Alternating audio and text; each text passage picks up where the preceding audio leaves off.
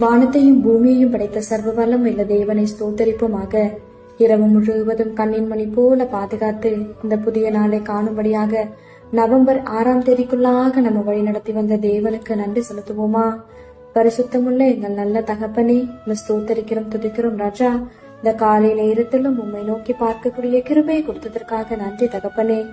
அப்பா, இந்த நாளிலும் உங்களுக்கு பிரியமில்லாத எந்த காரியத்தையும் செய்யாதபடி உமக்கு பிரியமான பிள்ளையை வாழ உதவி செய்யுங்கப்பா. இந்த நாளிலும் எங்கள் தேவைகள் எல்லாவற்றையும் அறிந்திருக்கிறீர் ஆண்டவரே.